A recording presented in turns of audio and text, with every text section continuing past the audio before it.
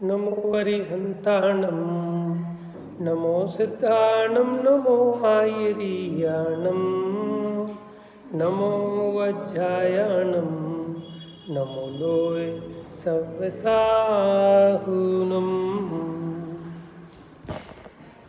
वैराग्य 25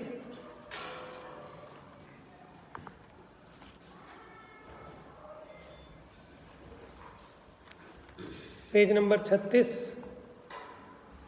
दुर्लभ दस दृष्टांत सम सोनर भव तुम पाए, विषय सुखन के कारणे सर्वस चले गमाए। दुर्लभ 10 दृष्टांत सम के 10 दृष्टांतों के अनुसार, अब दृष्टांत तो पता नहीं यहाँ दिए कि नहीं दिए,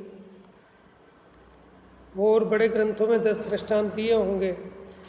मेरे ख्याल से शायद अष्टपाहुड़ादिक में, जैसे मान लो रतन के समान, माने मनुष्य पर्याय को इसकी दुर्लभता बताने के लिए, है ना, ऐसे ऐसे दृष्टांत दिए होंगे। जैसे वो कहना दुर्लभ लही जो चिंतामणि, उस प्रकार से कि रत्न के समान।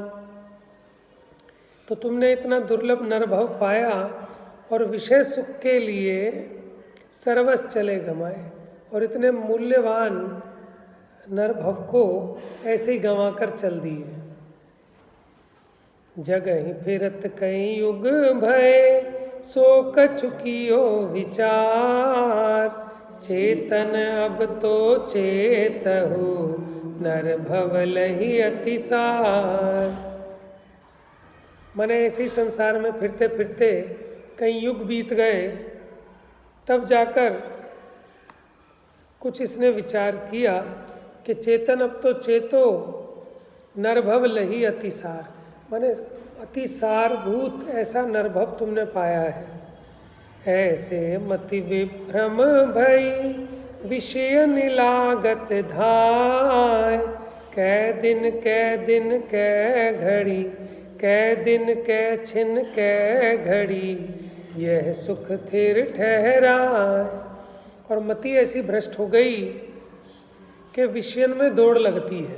5 इंद्रिय के विषय भोगों में ही मेरी दौड़ लगती रही। कै दिन, कै छिन और कै घड़ी, ये सुख कितने काल तक स्थिर रहने वाला है। पीतो सुधा स्वभाव की जी तो कहूँ सुनाए, तूरी तो क्यों जातु है बीतो नर भव जाए। कि अपने स्वरूप का अमृत तो पी,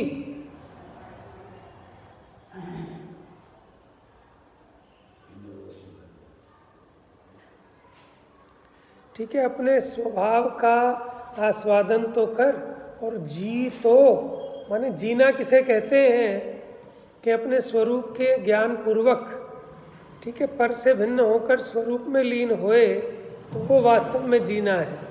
तो जी तो कहूँ सुनाए, तू रीतो क्यों जात है, माने मेरा जीवन कोरा कागज कोरा ही ना रह जाए। अज्ञानी आए थे, अज्ञानी ही ना चले जाना। तो रीतो माने खाली क्यों जाता है। बीतो नर भव जाए, ये मनुष्य पर्याय बीत रही है। मिथ्या दृष्टि निकृष्ट अति, लखे न इष्ट अनिष्ट, भ्रष्ट करत है श्रेष्ठ को शुद्ध दृष्टि दे पिष्ट। मिथ्या दृष्टि अति निकृष्ट है, खोटा है, नीचा है। वो अपने भले और बुरे को नहीं देखता। भ्रष्ट करत है शिष्ट को, कि जो माने सज्जन है, शिष्ट है, उनको भी भ्रष्ट करता है। अब कहते हैं कि तू अब शुद्ध दृष्टि दे। पिष्ट माने होता है किसी चीज को पीसना, बार बार देखना, पिष्ट पेषण कहते हैं ना जैसे। तो ऐसे अपने स्वरूप को तो देख। चेतन कर्म उपाधि तज, राग द्वेष को संग, जो प्रगटे परमात्मा शिव सुख होए अभंग। कि कर्मों की उपाधि को छोड़ दे चेतन, राग द्वेष का संग छोड़ जिससे कि परमात्मा प्रकट हो, और फिर अभंग माने जिसमें कभी भंग नहीं पड़े, ऐसा शिव सुख होएगा, मोक्ष सुख, मुक्ति का सुख। ब्रह्म कहूँ तो मैं नहीं, क्षत्रिय हूँ पुनि नाई, वैश्य शूद्र दो नहीं, चिदानंद हूँ माय। माने जो चार वर्ण है, ब्राह्मण, वैश्य, शूद्र और कौन रह गया, क्षत्रिय, ये मेरे आत्मा में नहीं है, तो शरीर संबंधी है, कुल संबंधी है। जो देखे इह नैन सो, सो सब विन सो जाय, तासो जो अपनो कहे, सो मूरख शिर राय। वो मूर्खों का सरदार है कि कौन, जो इन नैनों से देखता है कि ये मेरा, ये मेरा, ये मेरा है। क्योंकि जिसको भी तू मेरा कह रहा है, ये सब तो नष्ट होता जा रहा है, इसलिए जो इनको अपना कहता है वो मूर्खों का शिर राय है, सरदार है। पुद्गल को जो रूप है, उपजे विन से सोए, जो अविनाशी आत्मा। पुद्गल तो उपजता और विनष्टा है, स्कंद बनता है, टूटकर फिर उसके खंड खंड हो जाते हैं, ठीक है, गलता है, फूटता है, इसीलिए उसको पुद्गल कहते हैं। लेकिन आत्मा तो अविनाशी है, ये तो जैसा है वैसा का वैसा ही रहता है। देख अवस्था गर्भ की, कौन कौन दुख होय, बहुरी मगन संसार में। देखो गर्भ में कैसे कैसे दुख भोगे इसने, और फिर भी इस संसार में मगन हो रहा है, तो लानत है। अधो शीश उरध चरण, कौन अशुचि आहार।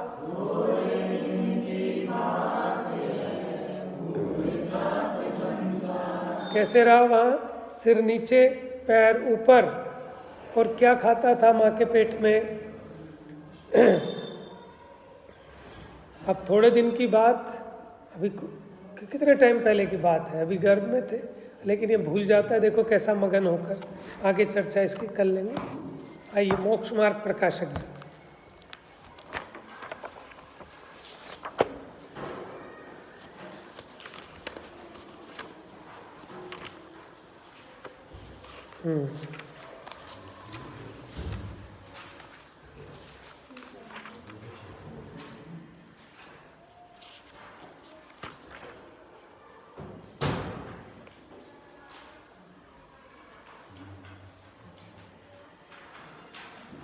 Page number 280। मंगलमय मंगल करण, वीतराग विज्ञान, नमो ताहि जाते भय, अरहंतादि महान। करि मंगल करि हो महा, ग्रंथ करण को काज, जाते मिले समाज सब, पावे निज पद राज। कल चर्चा ये कही थी कि चरणान योग में तीव्र कषाय से छुड़ाकर मंद कषाय रूप कार्य करने का भी उपदेश देते हैं। अभिप्राय कषाय कराने का नहीं है, तीव्र कषाय से बचाने का है। तो कदाचित वहाँ कोई कषाय कराकर तीव्र कषाय से छुड़ाते हैं, जैसे स्वर्गादिक का लोभ कराकर, नरकादिक का भय दिखाकर, तो जीवों को तीव्र पाप से हटाते हैं। और फिर अंत में कहा था, नाम स्मरण, स्तुतिकरण, पूजा, दान, शील आदि से इस लोक में दारिद्र्य कष्ट दूर होते हैं, पुत्र धनादिक की प्राप्ति होती है। इस प्रकार निरूपण द्वारा उनके लोभ उत्पन्न करके उनको धर्म कार्यों में लगाते हैं। चरणानुयोग की ये भी स्टाइल है। इसी प्रकार अन्य उदाहरण जानना। अब आगे यहाँ प्रश्न है कि कोई कषाय छुड़ाकर कोई कषाय कराने का प्रयोजन क्या। माने तुम कीचड़ धुलवा भी रहे हो और फिर कीचड़ लगा भी रहे हो। बात समझ रहे हो? प्रश्न कैसा है कि कोई कषाय छुड़ाकर कोई कषाय कराने का क्या प्रयोजन है। अब समझना ध्यान से। जैसे रोग तो शीतांग भी है और ज्वर भी है, माने ठंडी लग जाए वो भी रोग है, और शरीर तप जाए, गर्मी चढ़ जाए वो भी रोग है। परंतु किसी का शीतांग से मरण होता जाने, माने ठंडी के कारण अगर किसी का मरण होता जाने, वहाँ वैद्य उसको ज्वर होने का उपाय करता है। क्या उपाय करता है? ज्वर होने का, कि इसको गर्म हो जाए इसका शरीर, और ज्वर होने के पश्चात उसके जीने की आशा हो, तब बाद में ज्वर को भी मिटाने का उपाय करता है। देखो, जो वैद्य है वो इस चीज़ को जानते हैं कि माने अगर बॉडी में कोई एक चीज़ बढ़ जाए तो उसको कम करने की चेष्टा करते हैं, कोई कम हो जाए उसको बढ़ाने की। जैसे किसी को शीतांग रोग है तो उसको मिटाने के लिए उसको ज्वर होने का उपाय करते हैं, कम से कम मरण तो ना हो, बच तो जाएगा, और फिर बाद में उस ज्वर को भी मिटाने का उपाय करते हैं। उसी प्रकार कषाय तो सभी हैं, बात समझे? कषाय तो सारी ही बुरी हैं, सभी छुड़ाने लायक हैं, परंतु किन्हीं जीवों के कषायों से पाप कार्य होता जाने, वहाँ श्री गुरु उनको पुण्य कार्य के कारणभूत कषाय होने का उपाय करते हैं। देखो, जिन कषायों से पाप कार्यों में प्रवर्तता था, उन पाप कार्यों से छुड़ाने के लिए कोई दूसरी ऐसी कषाय कराते हैं कि जिससे ये पुण्य कार्य में प्रवर्ते। पश्चात उसको सच्ची धर्म बुद्धि हुई जाने, तब बाद में वो कषाय मिटाने का उपाय करते हैं। ऐसा प्रयोजन जानना। जो कोई मानो मंदिर आने को तैयार नहीं है और दुकान पे जाके बैठ जाता है 6 बजे, तो उसको समझाते भैया दुकान भी तेरी ऐसे थोड़ी ना चलेगी, भगवान की पूजा पाठ भक्ति कर तो तेरे पुण्य का उदय आएगा, उससे तेरी दुकान भी चलेगी। तो अब इस लोभ लालच में अब वो दुकान थोड़ा लेट जाने लगा, मंदिर आने लगा, तो बताओ तुमने तो फिर मिथ्यात्व करा दिया उसको कि भैया उसे पाप कार्य से बचाया है, अब यहाँ आया तो यहाँ आने के बाद अब वो पाप कार्यों से बच गया, अब उसको ये वाली कषाय भी मिटाने का उपदेश देंगे कि भैया देख, इस पैसे में सुख कहाँ है, विषय भोगों में तो सुख है ही नहीं, तो सुख के लिए जो भगवान की पूजा पाठ करते हैं, मिथ्या दृष्टि तो है ही, पापी भी है, समझ में। फिर उसको ऐसे समझाएंगे, और पहले नंबर पे उसे समझाते तो उसके समझ में आता, वो तो मंदिर वैसे ही नहीं आता था, वो कहता हम तो ठीक हैं, फिर हम तो जाते ही नहीं। बात समझ में आ रही है? और पाप कार्यों को छोड़ता नहीं। तो प्रयोजन क्या था कि उसको पाप कार्य से छुड़ाने के लिए लोभ कषाय कराई, तो पाप कार्य छोड़कर पुण्य कार्य में लगा। अब बाद में इस कषायों को भी छुड़ाने का उपदेश देते हैं। हाँ, ऐसा भी नहीं है कि एक ही बार में तुम पहले बल्ले पे 100 नंबर बनाना चाहते हो, ऐसे कैसे बनेंगे? ऐसा प्रयोजन जानना। ये बात पैराग्राफ समझ में आ गया सबको? क्योंकि ये प्रश्न हो सकता है कि देखो वो तो आपने तो उसको ऐसा कह दिया कि मंदिर में आने से गरीबी मिटती है, ये तो आपने और उल्टी शिक्षा दे दी। और ऐसा उपदेश भी है ग्रंथों में कि मंदिर आने से रोग मिटते हैं, मंदिर आने से प्रतिकूलता मिटती है, कि हाँ भाई उसको तीव्र कषाय से बचाने के लिए, पापों से हटाने के लिए, पुण्य क्रियाओं में लगाने के लिए ऐसा भी लोभ देते हैं। लेकिन अब वहाँ से छूटकर यहाँ आ गया तो उसकी कुछ कषाय मंदता होती है, तब उसको आगे तत्वज्ञान का भी उपदेश कराते हैं। फिर उसको समझाते हैं इसमें क्या सुख है, सुख तो आत्मा में है, पैसे में सुख नहीं, काया में सुख नहीं, सुख तो स्वरूप में है। तो तू स्वरूप प्राप्ति का उपाय कर, वो सहज में उसकी बुद्धि पलटती है। तथा चरणान योग में जैसे जीव पाप छोड़कर धर्म में लगे, वैसे अनेक युक्तियों द्वारा वर्णन करते हैं।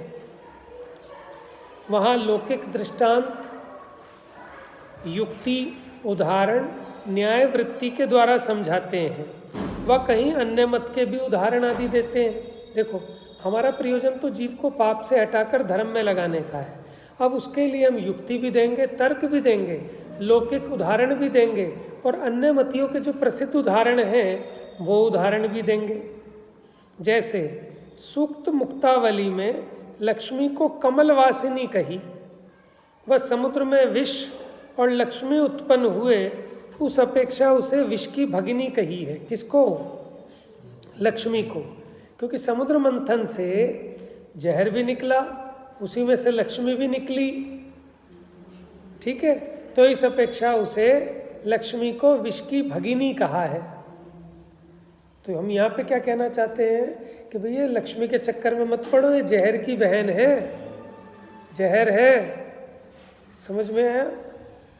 देखो, पैसे के पीछे भाई भाई लड़ जाते हैं, पिता पुत्र में मार पिटाई हो जाती है ना?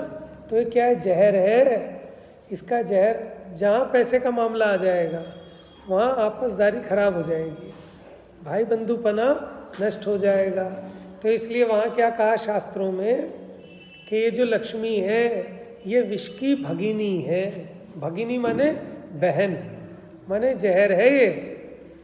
तो कोई कहे साहब इससे तो अन्य मत की पुष्टि कर दी, कि हम तो अपने वैराग्य की पुष्टि कर रहे हैं कि तू इस पाप को छोड़ जिस लक्ष्मी के कारण करता है तू इतने पाप, वो लक्ष्मी इतनी चंचल है। ठीक है, तो इसलिए उसको विष की भगिनी कहा। तो उसमें नहीं अटकना कि क्या हमारे धर्म में भी ऐसा मानते हैं कि दोनों एक साथ उत्पन्न हुए थे इसलिए भगिनी कह रहे हैं। हमारा प्रयोजन दूसरा है। हम तो ये समझाना चाह रहे हैं कि वो विष के समान ही घातक है, बुरा करने वाली है। इसी प्रकार अन्यत्र कहते हैं, वहाँ कितने ही उदाहरण आदि झूठे भी हैं। बात समझ गए कि कितने ही उदाहरण आदि झूठे भी हैं, परंतु सच्चे प्रयोजन का पोषण करते हैं, इसलिए दोष नहीं है। हमें तो प्रयोजन से मतलब है ना। उदाहरण तो बना के भी देते हैं, डॉक्टर साहब के उदाहरण तो ज़्यादातर उनके खुद के बनाए हुए होते हैं, ठीक है ना। लेकिन उदाहरण से मतलब नहीं है, वो प्रयोजन सच्चा पुष्ट होना चाहिए। अब कोई कहे कि झूठ का तो दोष लगता है, तुम झूठा उदाहरण दे रहे हो, समझ में आया? उत्तर, यदि झूठ भी है और सच्चे प्रयोजन का पोषण करे तो उसे झूठ नहीं कहते। बात समझ में आ रही है? तथा सच भी है और झूठे प्रयोजन का पोषण करे तो वह झूठ ही है। मैं आपसे पूछता हूँ, गीता में अर्जुन को श्री कृष्ण कहते हैं कि ये तेरे कोई पिता दादा कोई तेरे बंधु नहीं है, ये सब आत्मा है और तू भी आत्मा है, इनसे तेरा कोई संबंध नहीं है। बताओ बात सच्ची है कि झूठी है? क्यों? बात तो सच्ची है ना। अभी पूरा करता हूँ इस उदाहरण को है, अभी बताता हूँ कि कोई किसी को मार नहीं सकता, कोई किसी को जिला नहीं सकता, और आत्मा तो अग्नि से जलता नहीं, शस्त्र से कटता नहीं, ये तो वस्त्र की भांति बस चेंज हो जाता है। तो इसलिए उठा गांडीव और चला दे तीर। ठीक है, किस पे? भीष्म पितामह पे, द्रोणाचार्य पे। ठीक है, अब बताओ ये उपदेश सच्चा कि झूठा? कि कोई किसी को मार नहीं सकता, कोई किसी को जिला नहीं सकता, कोई तेरा अपना नहीं है, ये सब तो निमित्त है।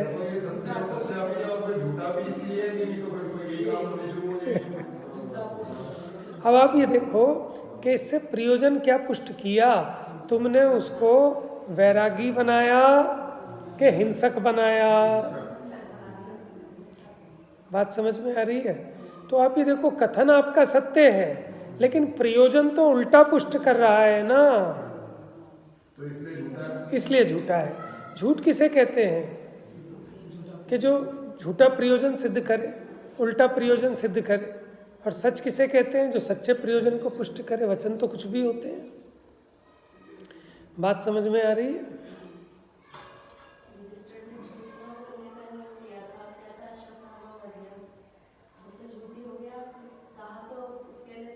तो प्रयोजन तो उसका झूठी है।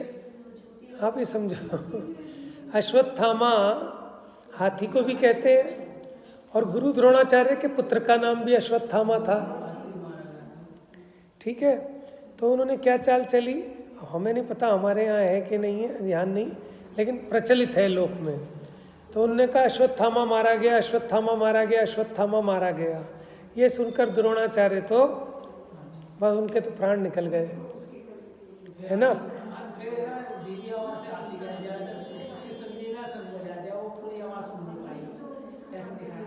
क्या क्या हुआ था?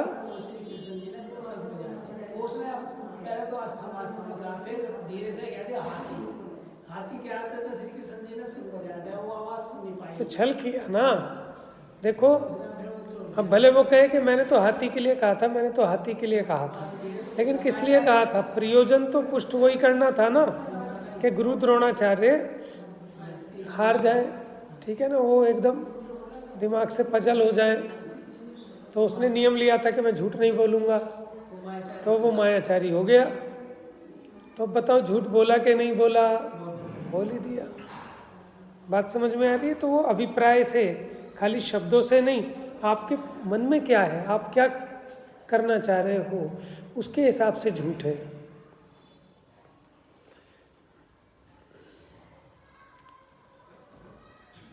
देखो जैसे कहते श्री कृष्ण, उनके लिए सब स्त्रियां एक समान थी, उन्हें किसी से कोई भेदभाव नहीं था।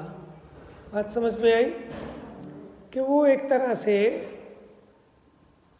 माने समता भाव वाले थे, वीतरागी से थे, सब स्त्रियां उनके लिए एक जैसी। तो इसलिए वो सभी गोपियों से रास लगाते थे। तो आप भी सभी गोपियों से रास लगाओ, रास लीला करो। तो अब बताओ ये कथन झूठ हो गया कि सच हो गया? अब आप बताओ। धर्म करेंगे, आओ साहब धर्म करेंगे। अब धर्म के नाम पे क्या करेंगे कि श्री कृष्ण जी ने मक्खन चुराया, ठीक है, तो काहे की प्रेरणा लेनी है कि चोरी करो, ठीक है। उन्होंने, उनके नाम पे तुम रासलीला कर रहे हो, शिव जी के नाम पे मदिरा का पान कर रहे हो और धतूरे का पान कर रहे हो, उन्हें भी चढ़ा रहे हो और खुद भी भोग लगा रहे हो। समझ में आया? अब वो क्या कहते हैं कि उन्होंने जहर पिया था तो हम दारू पिएंगे। उन्होंने बुराई को मिटा दिया था ना, कि वो उसमें से विष निकला था और विष पी गए, इसलिए वो नीलकंठ कहलाए। तो ऐसे हम शिवरात्रि पे वो मदिरा चढ़ाएं। कौन? लोग जो है तो अपने हिसाब से कर लेते हैं ना। तो बात समझ में आ गई। झूठ क्या है कि जहां झूठे प्रयोजन का पोषण करे वो झूठ है, भले ही सत्य भी हो। तो आगे देखो, अलंकार युक्ति नामादिक में वचन अपेक्षा झूठ सच नहीं है। जहां हम अलंकार का प्रयोग करते हैं ना, राणा ने देखा इस पार तब तक घोड़ा था उस पार, ऐसा कैसे हो सकता है? हनुमान की पूंछ में आग नहीं लगी और लंका सारी जल गई, ये तो झूठ है कि झूठ नहीं है। अलंकार में, युक्ति में और नामादिक में, ठीक है ना। आपने किसी दुखिया व्यक्ति का नाम सुखी राम रख दिया तो झूठ का बाप लगेगा उनके माँ बाप को। कमजोर से बच्चे का नाम, ठीक है बलवान रख दिया तो झूठ हो गया क्या? समझ में आया? किसी किसी गोरे बच्चे का नाम कालू हो जाता है और किसी किसी काले बच्चे का नाम भी हल्दीराम हो जाता है। समझ में? हल्दी जैसा पीला।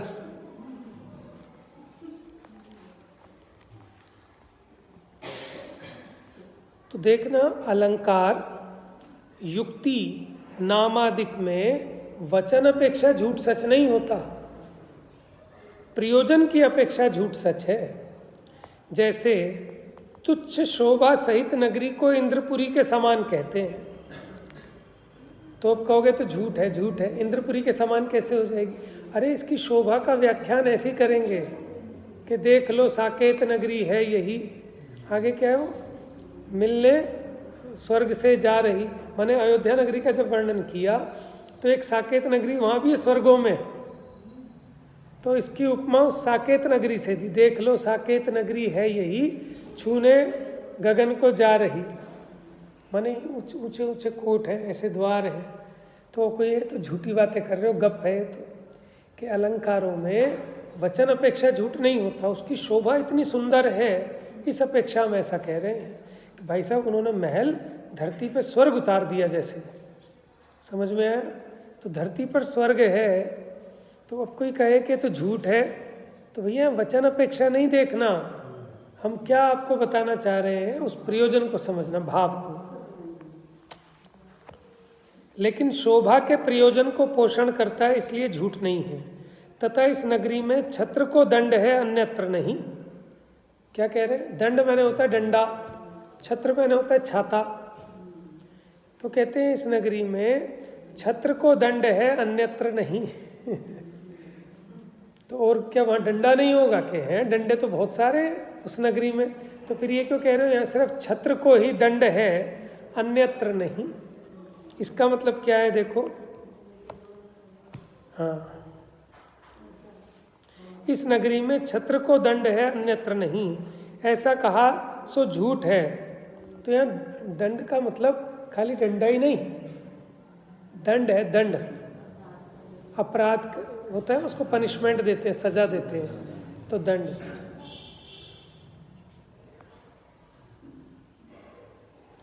तो यानी वो वहाँ देखो कैसा कहा कि दंड के दो अर्थ, एक तो डंडा और एक दंड। तो वो क्या कहते हैं, किसी को दंड नहीं है सिवाय छत्र के, छत्र में तो लगाना ही पड़ेगा दंड, उसके अलावा किसी को दंड नहीं है। तो ऐसा नहीं है, वहाँ समझना कि वहाँ सभी जीव न्यायवान है, कि किसी को कोई सज़ा देनी नहीं पड़ती, जेल में डालना नहीं पड़ता, दंड देना नहीं पड़ता, लेकिन फिर भी थोड़े बहुत न्यायवान भी हों तो उन्हें तो दंड मिलता है। लेकिन मुख्यता की अपेक्षा ऐसा कथन किया,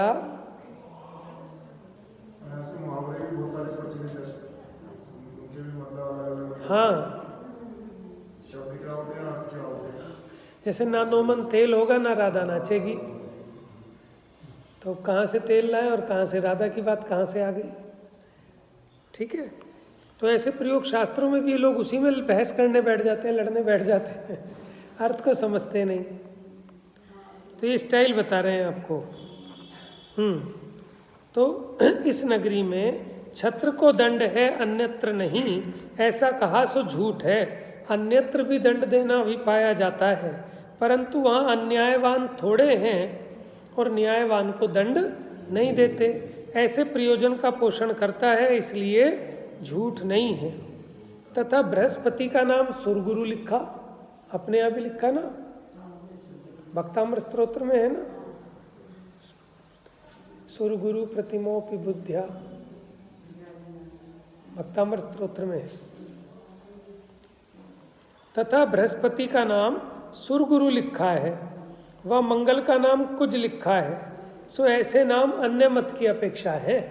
अन्य मतियों में, उनके शास्त्रों में मंगल को कुज नाम लिखा है और बृहस्पति का नाम सुरगुरु। वो बृहस्पति को गुरु मानते हैं, इसीलिए बृहस्पति का दूसरा नाम गुरु भी तो है। गुरुवार किसे कहते हैं? बृहस्पतिवार को ही कहते हैं ना। तो उसे गुरु, वो क्या कहते हैं, देवों के गुरु हैं वो बृहस्पति, इसलिए उन्हें सुरगुरु भी कहते हैं। तो हमने भी कहीं ऐसा उदाहरण में कह दिया, ठीक है। सो ऐसे नाम अन्य मत अपेक्षा हैं, इनका अक्षरार्थ है सो झूठा है, परंतु वह नाम उस पदार्थ का अर्थ प्रकट करता है, इसलिए झूठ नहीं है। माने उस पदार्थ को बता रहे हैं। इस प्रकार अन्य मतादि के उदाहरण देते हैं सो झूठ हैं, परंतु उदाहरण आदि का तो श्रद्धान कराना है नहीं। श्रद्धान तो प्रयोजन का कराना है, और प्रयोजन सच्चा है, इसलिए दोष, ठीक है। चरणन योग में अन्य मतियों के भी बहुत सारे नीति वाक्यों का प्रयोग किया, भले ही वो झूठे हैं। जैसे कहते हैं लक्ष्मी की सवारी क्या है? उल्लू। तो जिस पे लक्ष्मी सवार होती है वो उल्लू हो जाता है, और उल्लू को दिन में दिखाई नहीं देता। अब दिखेगा कहाँ? अंधा भी हो गया इसका मतलब। तो इसलिए लक्ष्मी को अपने पे सवार मत होने देना, नहीं तो आप उल्लू बन जाएंगे, क्योंकि लक्ष्मी की सवारी उल्लू है।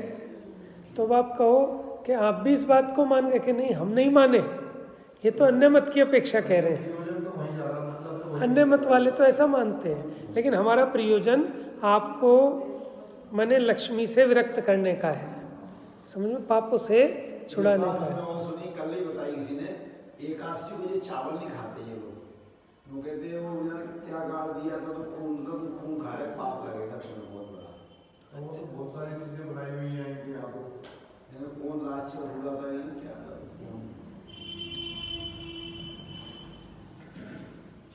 तो उनके जो पुराण आदि है ना, वो एकदम रहस्य से भरे हुए एडवेंचर वाले हैं कि बड़े पढ़ने में आपको लगेगा कि गोलगप्पे है भयंकर रूप से, मैंने गोलगप्पा क्या कहें, गोलगप्पे हैं, पूरी पूरी गप्पे हैं कि ऐसा कैसे हो गया वैसा कैसे हो गया, बड़ी अटपटी बातें हैं। और अगर आपने उनका सैंपल लेना हो तो उनके तो नहीं पढ़ पाओगे। अपना एक ग्रंथ है धर्म परीक्षा, ठीक है, मैं पहले भी बताया था, ऊपर रखा है वैसे, धर्म परीक्षा। तो उसके पहले 1-2 अधिकार तो थोड़े से मुश्किल लगेंगे, उसके बाद बस कहानियाँ हैं कि किस किस तरह से कहानियाँ हैं कि वो स्वांग बनाता है देव, अन्य मतियों में जैसी कथाएं प्रचलित हैं, फिर उसका वाद विवाद से, युक्ति से, तर्क से। पढ़िए बेटा, धर्म परीक्षा। तो ऐसे ऐसे उसमें स्वांग दिखा दिखा के कि जो अन्य मत हैं वो झूठे हैं, कि जगत का कर्ता कोई ईश्वर नहीं है, ऐसे ऐसे उसमें वो सब दिखाए हैं। और उससे समझ में आता है कि कैसी गप्प हैं उनके ग्रंथों में, और उसे साक्षात कोई स्वीकार करने को राजी नहीं हो। बताओ, मछली से ऋषि की उत्पत्ति हो गई है, गंगा से पुत्र हो गया नदी से, तो कैसे सूरज चांद ने पुत्र पैदा करा दिया है। ब्रिटिशों में बोले जमुना उल्टी चलती है, आपने देखा मंदिर के पास, तो बात सही है। तो वहाँ कहानी पूछी क्या कहानी है इसकी, बोले कि जो राजा थे तो एक बोले तुम्हारी लड़की हो गई, वहाँ लड़का और शादी कर गई, दोनों हो गए, लड़की हो गई। अब वो शादी कैसे बोले, वो भाई तुम्हारा युद्ध छिड़ गया, हमारा पीढ़ी चालू, तो वो लड़की गिर गया, हमारे कारण तो हम गिरे जा रहे इसमें, जमुना जी मतलब गिर गई, बोले वो लड़का होगा, लड़का बन गया। शादी उल्टी जमुना जी मेरी बात सही है, और जमुना उल्टी भी आ रही वहाँ आदि सब देखना आदर देखना कभी जाना लॉजिक नहीं बता पाते। जैसे कोई द्वार को तुलसी नहीं लेते, तुलसी की पत्ता खाते, तुलसी द्वार को क्या लॉजिक है, ये कोई कथा बनाएंगे बस ऐसे ही बहुत सारी। मंगलवार को बाल नहीं काटते, बृहस्पतिवार को नहीं काटते, कपड़े नहीं धोते, शनिवार को नहीं काटते, अब शनिचर चढ़ जाएगा। अच्छा, वैसे एक उसका प्रयोजन ये भी हो सकता है कि जैसे कुछ बुरे काम मंगलवार को ना करो, ये प्रयोजन ये हो सकता है, ये सच्चा प्रयोजन है कि कम से कम कुछ तो कम हो, आरंभी हिंसा कम हो। हाँ कुछ तो कम हो। अच्छा, ये भी जैसे कोई गलत खाते हैं नॉनवेज वगैरह मंगलवार को नहीं खाएंगे, तो उसका एक प्रयोजन ये सच्चा हो सकता है, कम से कम कुछ तो कम हुआ। हाँ, ये हो सकता है। अपेक्षा तो ठीक है, लेकिन चलिए आगे देखिए, पेज नंबर 282।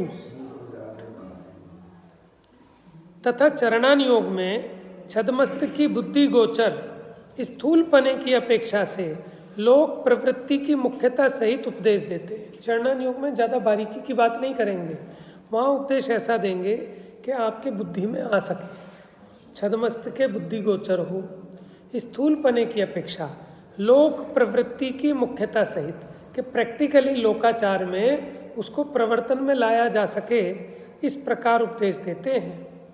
परंतु केवल ज्ञान गोचर सूक्ष्म पने की अपेक्षा नहीं देते। बताओ कौन से अनुयोग में देते हैं केवल ज्ञान की अपेक्षा सूक्ष्म गोचर का उपदेश? करणान योग में, ठीक है, वहाँ सूक्ष्म उपदेश है, क्योंकि उसका आचरण नहीं हो सकता। यहाँ वही बात बताते हैं जिसका आचरण किया जा सके, क्योंकि यहाँ तो आचरण कराने का प्रयोजन है। काहे का प्रयोजन है? जैसे सुनना आप जरा ध्यान से, अणुवृत्ति के त्रस हिंसा का त्याग कहा है, ठीक है ना। अणुवृत्ति किसे कहते हैं? कि त्रस हिंसा को त्याग वृथा थावर न संहारे। तो त्रस हिंसा का त्याग है, और इसके स्त्री सेवन आदि क्रियाओं में त्रस हिंसा होती है। यह भी जानता है कि जिनवाणी में यहाँ त्रस कहे हैं, परंतु इसके त्रस मारने का अभिप्राय नहीं है, और लोक में जिसका नाम त्रसघात है उसे नहीं करता, इसलिए उस अपेक्षा उसके त्रस हिंसा का त्याग का, माने स्थूल कथन है प्रयोजन की अपेक्षा। तथा मुनि के स्थावर हिंसा का भी त्याग कहा है।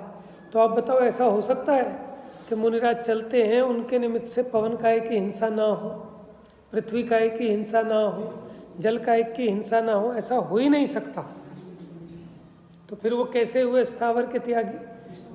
हाँ, परंतु मुनि पृथ्वी जल आदि में गमन आदि करते हैं, वहाँ सर्वथा त्रस का भी अभाव नहीं है। कि तुम तो कह रहे हो एक इंद्रिय की, त्रस का भी घात होता ही है, सूक्ष्म होते हैं त्रस भी, क्योंकि त्रस जीवों की भी अवगाहना इतनी छोटी होती है कि जो दृष्टिगोचर ना हो, और उनकी स्थिति पृथ्वी जल आदि में ही है। ऐसा मुनि जिनवाणी से जानते हैं, वह कदाचित अवधि ज्ञान आदि द्वारा भी जानते हैं, परंतु उनके प्रमाद से स्थावर त्रस हिंसा का अभिप्राय नहीं है। तथा लोक में भूमि खोदना, माने लोक में जो हिंसक कार्य कहलाते हैं वो काम नहीं करते, जैसे भूमि खोदना,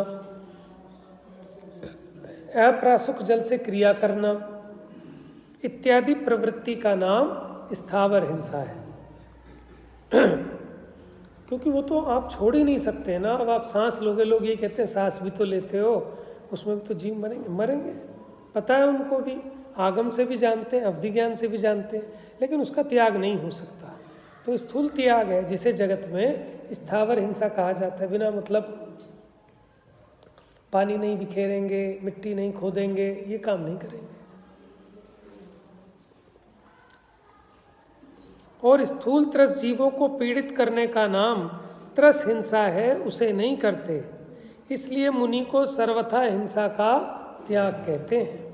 तथा इसी प्रकार असत्य, स्ते, अब्रह्म परिग्रह का त्याग कहा है।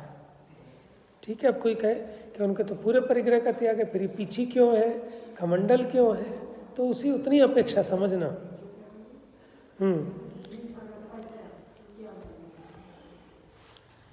केवल ज्ञान के जानने की अपेक्षा तो असत्य वचन योग 12वें गुण स्थान तक है। बात समझ में आ गई? मुनिराज सत्य महाव्रत के धारी हैं, और जबकि असत्य का त्याग तो माने असत्य तो 12वें गुण स्थान तक भी कहा है, असत्य वचन योग, लेकिन वो सूक्ष्म पने हैं। जब तक केवल ज्ञान नहीं होता तब तक असत्य वचन योग है, और मुनिराज को आप 6, 7वें गुण स्थान में कह रहे हो सत्य महाव्रत के धारी। तो ये कैसे कि देखो, वो जो कथन कहा वो केवल ज्ञान के जानने की अपेक्षा है। ऐसी चोरी का देखना, अदत्त कर्म परमाणु आदि पर द्रव्य का ग्रहण 13वें गुण स्थान पर्यंत है। माने कर्म परमाणु आते हैं ना, अदत्त बिना दिए, तो अदत्त ग्रहण ये तो चोरी है, और ये तो 13वें गुण स्थान तक भी अदत्त कर्म परमाणु आते हैं।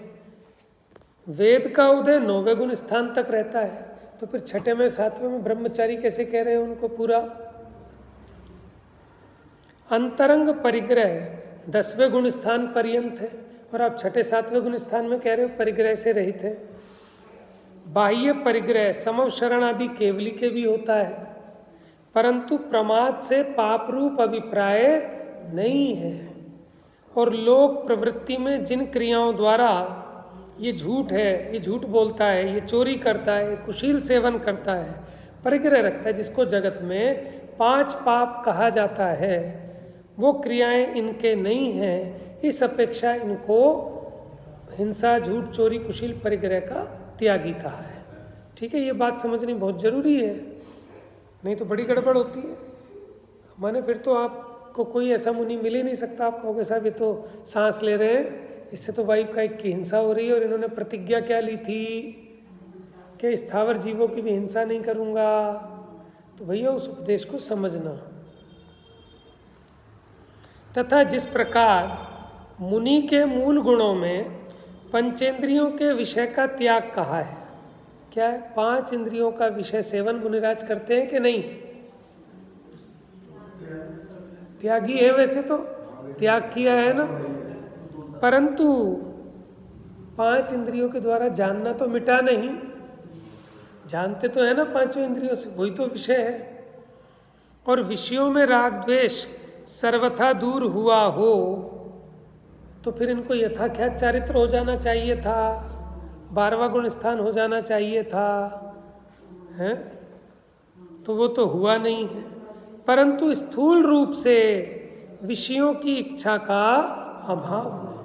देखो भैया, ये बहुत समझने की जरूरत है, हम समझते नहीं है चरणानी योग के उपदेश को कि किस अपेक्षा है, इसलिए हमें सब में कमी दिखती है।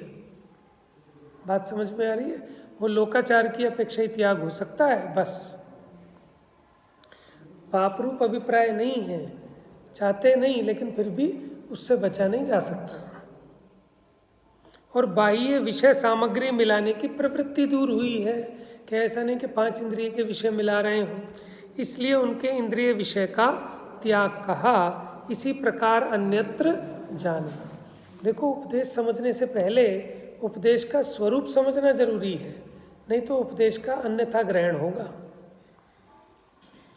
तथा व्रती जीव त्याग व आचरण करता है, सो चरणान योग की पद्धति अनुसार वह लोक प्रवृत्ति के अनुसार त्याग करता है।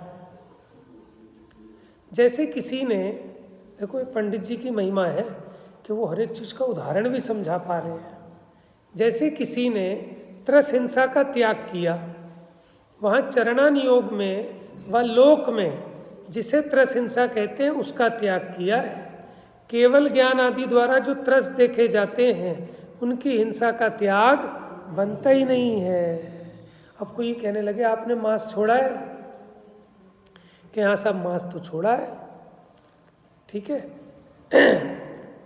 लेकिन लोग ना छोटी छोटी चीज़ों में मांस कहने लगते हैं। जैसे अब देह की मगनता यही मांस भखवो, कि तुम देह को अपना मान रहे हो ना, देह में मगन हो, तो तुम तो मांस खा रहे हो, तुमने मांस का कहाँ त्याग किया? कि भैया वो मांस त्याग की अपेक्षा अलग थी। बात समझ में आ रही है?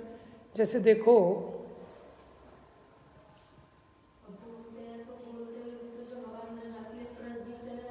जाते हैं, कितने जाते हैं मुंह में, ठीक है ना। तो वो लोक प्रवृत्ति की अपेक्षा लोक में जिसको मांस कहा जाता है वो नहीं खाते।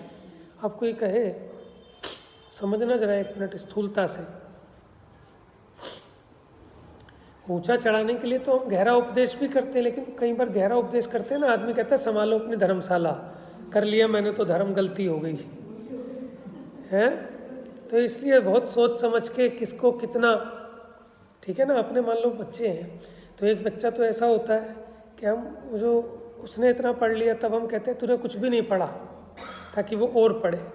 और एक बच्चा हो तो थोड़ा सा ही पढ़ा है तो भी हम कहते हैं बेटा तूने तो बहुत पढ़ लिया, क्योंकि अगर हमने उसको ये कह दिया तूने कुछ भी नहीं पढ़ा तो वो ऐसा किलसेगा, कहेगा तुम्हारी ऐसी तैसी है, संभालो, आज के बाद पढ़ा लो मुझे। बात समझ में आ रही है? तो ये भी सोच समझ के, कहने में थोड़ा अटूट सी लगती बात, क्या कहते तो अच्छी तरह लगती है कि कैसे कह रहे हैं बच्चे, हाँ, ऐसी बात तो बेचारे करे क्या। अब जिसकी योग्यता, मान लो हमने आपको समझा बुझा के कहा भैया मांस छोड़ दो, नियम ले लो, हमने नियम दिलवा दिया, ठीक है। अब आप मान लो मर्यादा के बाहर का आटा वो आप खा रहे हो, मैं कहा आपका क्या, आपने तो मांस भक्षण कर लिया, तो उसका दिमाग ऐसा खराब होएगा कि हद कर दी तुमने, ये मांस भक्षण हो गया तो भैया गलती कर दी मैंने, तो भैया मैं तो ये नहीं छोड़ सकता। समझ में आया? तो फिर विवेक रखना पड़ेगा कि आप ऐसे नहीं कि हर एक चीज़ को ही मांस कह दो।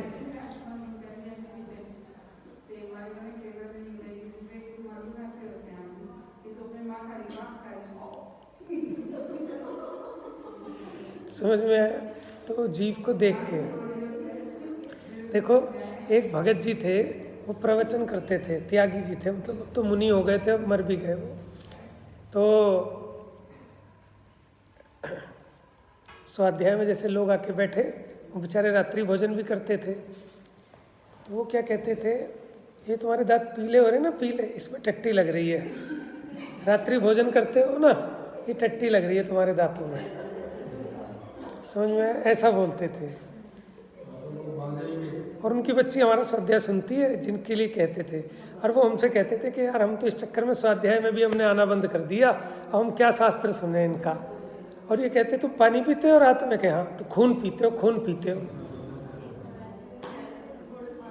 हाँ। एक महाराज जी ने बुलाया, पूछा गुड़ खाते हो?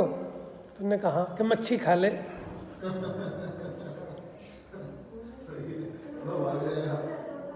तो हालांकि उनकी बात सही है, समझो ऐसा क्यों कहा उन्होंने कि गुड़ गन्ने से बनता है, और जहाँ बनता है आप देख लो इधर मुजफ्फरनगर, खतौली, मेरठ, इस बेल्ट में, और वो गन्ने उठा के देखो आप, जैसे बढ़िया बढ़िया गन्ने तो बिक जाते हैं, और जो ऐसे सड़े हुए गन्ने होते हैं ना जिनमें कीड़े पड़ रहे होते हैं, ठीक है, काणे गन्ने होते हैं, वो सब सस्ते वाले इधर खरीद लेते हैं। और उसको कौन पूछ रहा है? उसका वो निकाल के गुड़ बनता है, और जो गुड़ बनता है तो खुले गड्ढों में पकता है, खूब भयंकर, दिन रात पकता है।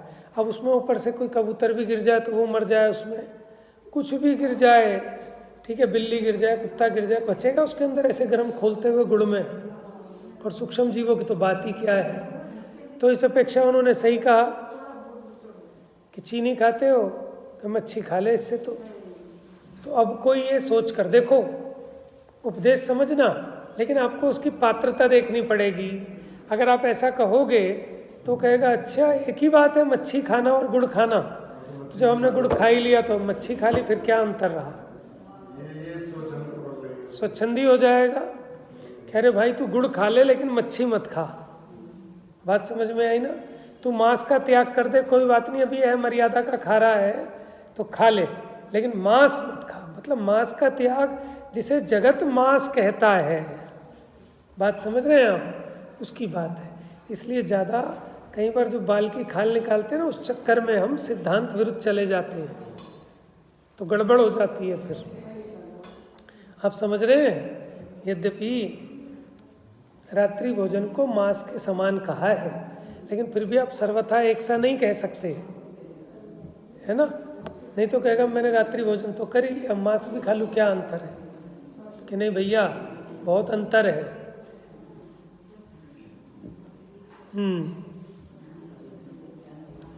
तो देखो, अगर वो उन्हें ये नहीं कहते कि तुम खून पीते हो, तुम खून पीते हो, उसके पीछे पड़ गए, और बेचारा शास्त्र भी सुनने का नहीं रहा।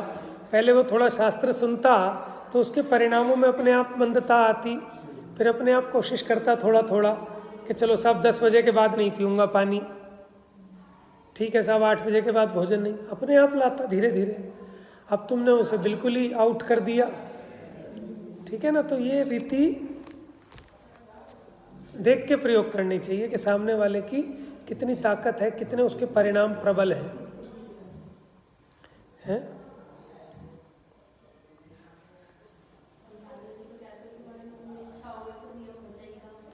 हाँ, ये बहुत अच्छी बात की इसने, मौके पे सही बात पूछी। हमें नाम नहीं लेना चाहिए, कौन कहते कौन नहीं कहते। कोई कहते अगर तुम्हारे मन में आ गया तो नियम तो टूट ही गया, तो फिर क्या करें, खा लें क्या? बात समझ में आ रही है? ऐसा कहते हैं ना कि तुम्हारे मानो तुमने प्रतिज्ञा की कि मैं रात्रि में भोजन नहीं खाऊंगा, लेकिन तुम्हारे मन में आ गया तो प्रतिज्ञा तो भंग हो ही गई। अच्छा भंग हो गई तो फिर तो अब खा ही ले। क्यों भाई साहब, खा ले कि नहीं खा ले? समझ में? अगर ऐसा सोचोगे कि प्रतिज्ञा भंग हो ही गई तो फिर महान अनाचार हो जाएगा। पर स्त्री का त्याग किया, लेकिन किसी पर स्त्री पर ध्यान चला गया, मन में राग उत्पन्न हो गया, बताओ अब आप कि अब तो प्रतिज्ञा तो भंग हो ही गई कि नहीं? बात समझ में आया? कि अगर कदाचित मन में आ गई तो मन में ही रोक दो, वचन में आ गई तो वचन में ही रोक दो, काया में मत लाओ। तो आप समझना कि कैसा निर्दोष वचन है जिनवाणी के। जिनवाणी में ऐसे वचन कैसे लिखे तो फिर गड़बड़ हो जाएगी। वीर सागर जी कहते हैं कि जो निर्दोष वचन है वो 32 दोषों से रहित होते हैं। अब मुझे तो वो याद नहीं, किसी दिन आएंगे वीर सागर जी तो उनसे उस विषय पे पूछेंगे। यहाँ पे देखो वो जैसे गिनाते हैं, जैसे किसी ने कहा कि गो अवध्य है, माने गायों की हत्या नहीं करनी चाहिए, ठीक है, या फिर ब्राह्मणों की हत्या नहीं करनी चाहिए, अवध्य है। तो इसमें बात निकल गई कि बाकियों की कर देनी चाहिए, तो ये दूषित हो गया वाक्य।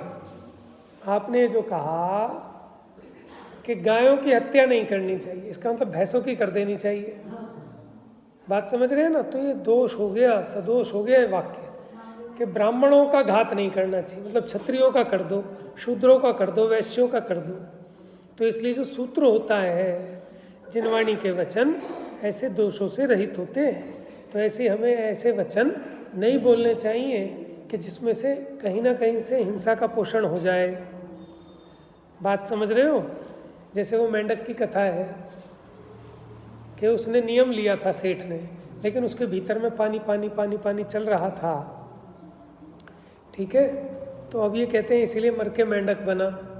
भाई तुम्हें दिख रहा है मेंढक बना, लेकिन मेंढक बन के भी कमल पत्ती मुंह में लेके जा रहा है, हाथी के पाँव के नीचे आया और सबसे पहले जाके समोशरण में राजा श्रेणिक से भी पहले विराजमान हो गया। बात समझ में आ रही है? परिणामों को गिराने का उपदेश नहीं देना है ना। हाँ, अब तत्व ज्ञान की अपेक्षा देखो तो हम ये कहते हैं भैया तेरे मन में क्यों आ रहा है, तो विवेक पूर्वक प्रतिज्ञा करनी चाहिए। तुमने प्रतिज्ञा गलत तरीके से ली, ऐसे कोई प्रतिज्ञा थोड़ी हो रही जब तक कि दीपक जलता रहेगा तब तक कुछ भी हो सकता है। अब वो बीवी सोच रही है आज तो बड़ा मन लग रहा है सेठ जी का, आए और बार बार उसमें तेल डाल जाए। अब उनकी प्रतिज्ञा ये थी, उतना ही तेल डाल के बैठते थे कि उतने समय में ख़त्म हो जाए तो समाइक पूरी। अब यहाँ अब इन्हें प्राणों में प्यास लगने लगी। बात समझ में आई ना? तो देखो उपदेश का उसका भी रहस्य समझना, अपेक्षा समझना, फिर योग्यता देखना स्वयं की, तो विवेक पूर्वक कार्य करना, स्वच्छंदता भी ना होवे, प्रमादीपना भी ना होवे, ठीक है ना, और ज़्यादा खींच खांच भी नहीं हो। तो कितनी सुंदर बात है बताओ कि यहाँ जो पापों का त्याग कराया, उन पापों का कराया कि जिसे लौकिक में पाप कहते हैं। अब लोग बाल की खाल पकड़ में रखते हैं, जरा जरा सी चोरी, जरा जरा सा झूठ व्यापार धंधे का भी। वो कहते हैं भैया हम तो कभी छोड़ नहीं सकते, हम तो कभी अनुव्रत ले ही नहीं सकते। बात समझ में आ रही है ना? कि अब देखो तुमने आके यहाँ पंखा चला लिया, ठीक है, मंदिर का पंखा है, और तो ये तुम्हें क्या लग गया, निर्माल्य का दोष आ गया। तुम इस चटाई पे बैठ गए और निर्माल्य का दोष आ गया। तो कई बार क्या होता है कि इसके ना बैड इफेक्ट भी आ जाते हैं इन बातों के, जीवों की योग्यता नहीं होती। तो देखो इसमें क्या अंतर है कि हमको प्रेरणाएं देनी है। आप देखो मंदिर में आए हो, मंदिर का सामान यूज़ कर रहे हो, मंदिर का पंखा है, बिजली का बिल आता है, अब यहाँ आए हो स्वाध्याय करना, स्वाध्याय करो। अपने घर की बातें कर रहे हो आप यहाँ आके, समझ में आए? तो गलत है ना। मंदिर के साधनों का अपने घरेलू कार्य के लिए प्रयोग नहीं करना, उसे कहते हैं निर्माल्य का दोष, इस अपेक्षा कहते हैं। तो इसलिए ज़्यादा खींच खिंचाई भी उल्टा नुकसान कर देती है। लेकिन ये कब पता चलेगा, जब आपको उस अनियोग की शैली ख्याल में होगी, है ना। जा वाणी के ज्ञान से सूझे